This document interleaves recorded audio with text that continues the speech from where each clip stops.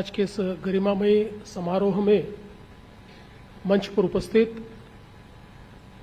आदरणीय भारत की महामहिम राष्ट्रपति श्रीमती द्रौपदी मुर्मू जी, महाराष्ट्र के राज्यपाल आदरणीय जिष्णुदेव वर्मा जी, केंद्रीय राज्य मंत्री श्री प्रतापराव जाधव जी, एम्स के अध्यक्ष डॉक्टर अनंत पंडरे जी, एग्जीक्यूटिव डायरेक्टर डॉक्टर प्रशांत जोशी जी, यहां उपस्थित सभी महानुभाव, नागपुर एम्स परिवार के सभी परिवारजन और उपस्थित सभी छात्र छात्राएं, बहनों और भाइयों, मैं सबसे पहले हम सभी की ओर से महामहिम राष्ट्रपति जी का महाराष्ट्र में और नागपुर में बहुत बहुत स्वागत करता हूं। और मैं ऐसा मानता हूं कि जो एम्स का दूसरा दीक्षांत समारोह हो रहा है, इसके छात्र छात्राएं बहुत ही सौभाग्यशाली है कि आपके कॉन्वोकेशन के लिए प्रत्यक्ष महामहिम राष्ट्रपति जी यहां पर पधारी है। मैं हमारे नागपुर एम्स परिवार का भी बहुत अभिनंदन करना चाहूंगा कि बहुत ही सुंदर तरीके से एम्स को यहां पर विकसित किया गया है।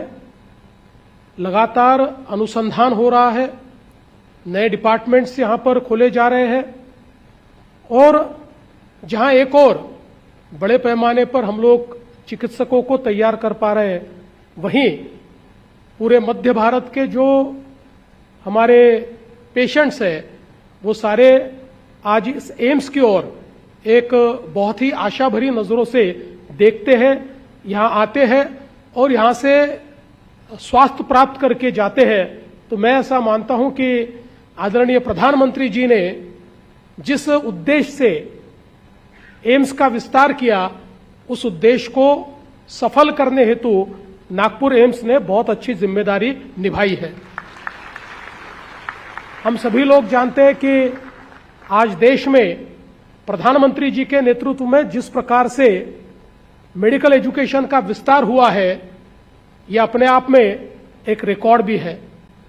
और आज महाराष्ट्र में भी हम लोगों ने पिछले कुछ वर्षों में 15 से ज्यादा मेडिकल कॉलेजेस शुरू किए हैं, जिसके चलते मैं ऐसा मानता हूं कि हमारे अंतिम व्यक्ति तक स्वास्थ्य सेवा पहुंचे, अंतिम व्यक्ति को भी हमारे चिकित्सक उपलब्ध हो, इस प्रकार की व्यवस्था को कायम करने का प्रयास हम लोग कर रहे हैं। और हम लोग जानते हैं कि अभी नॉन कम्युनिकेबल डिसीजेस ये एक हम लोगों के लिए नया चैलेंज है कि जिसको हम लोगों को स्वीकार कर इसकी स्ट्रेटेजी तैयार करनी पड़ेगी। महाराष्ट्र में हम लोग एक ऐसा फ्रेमवर्क तैयार कर रहे हैं जिसमें हर व्यक्ति को 5 किलोमीटर के अंदर सब प्रकार की स्वास्थ्य सेवाएं प्राप्त हो सके और टर्शरी जो केयर है उसका भी एक्सेस हम लोग दे सके और साथ साथ सबसे महत्वपूर्ण प्राइमरी हेल्थ केयर का अपग्रेडेशन हम लोग कर सके, इस प्रकार का प्रयास हम लोग कर रहे हैं। मैं आज के इस मौके पर इतना ही कहना चाहूंगा कि all the graduates, you came here as students and today you are going out as healers.